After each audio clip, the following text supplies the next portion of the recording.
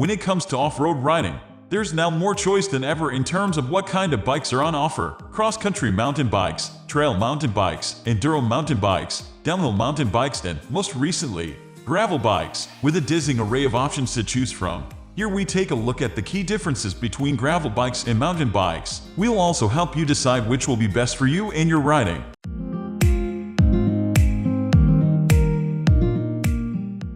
Gravel bike vs mountain bike suspension. The RockShox Ruddy Ultimate XPLR Gravel Fork gives 30 or 40 mph travel. Anti-load/immediate media. Let's start with the most obvious difference between gravel bikes and mountain bikes: suspension. Whereas most, but certainly not all modern mountain bikes are either a hardtail, suspension fork only, or full suspension fork and rear shock.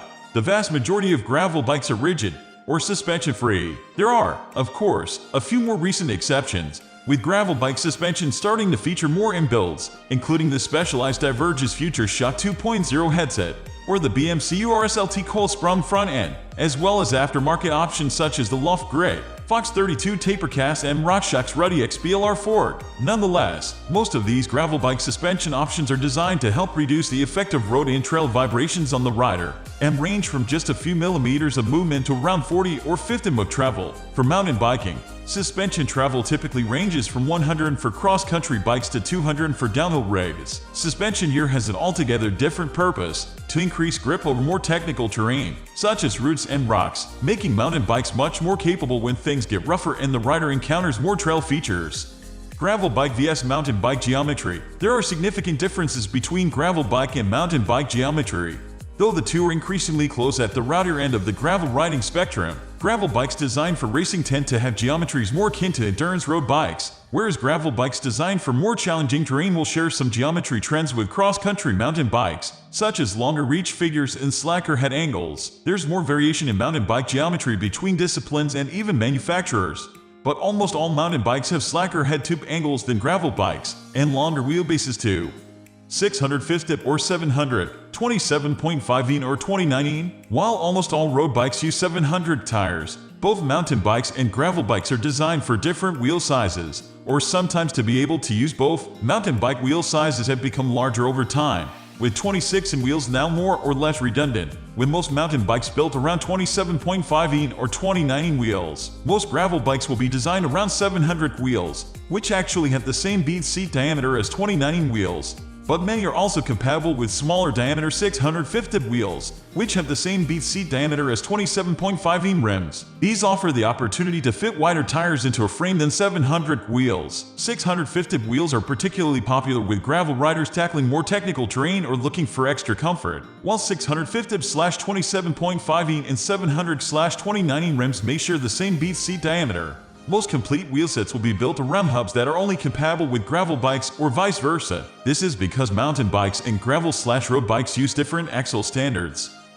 Mountain bike vs gravel bike tires. On the whole, mountain bike tires are wider than gravel tires, and in most cases deliver a greater level of grip through more aggressive tread patterns. Most gravel bikes will be specced with tires around 45 in wide, though the range spans from a narrow 35 in right the way up to mountain bike territory, with some bikes even compatible with 2.2 in/55 in. Mountain bike tires range upwards of 2.2 in, with fat bike tires measuring as large as 4 in and over. It's common in mountain biking to run different tires front and rear, optimizing grip on the front wheel and speed at the rear. Although it makes perfect sense, this trend doesn't seem to have made it to gravel riding just yet, where riders tend to run the same tires on both wheels, just like on the road. Mountain bike vs gravel bike cockpit. Most riders' gravel bike setup will feature drop bars, and this is another key difference between gravel bikes and mountain bikes. Gravel bike handlebars, just like road bike handlebars, allow the rider to get into a more aerodynamic position than a flat bar. They also offer many more hand positions, which can provide greater comfort over longer rides. Gravel bike handlebars typically provide at least a small amount of flare, where the drops are wider than the hoods, offering a more stable position for descending a rough stuff. There's a whole range, from subtle to extreme, to suit rider preferences. Flared bars also leave a little more room between the bars for handlebar bags, which comes in handy for bike picking. Mountain bike handlebars, also known as straight, riser or flat bars, depending on the style, offer a wider, more stable position that's better suited to rough and technical terrain. These days, mountain bikes tend to have much shorter stems than gravel bikes too, offering a more upright position and improved steering stability on rougher terrain.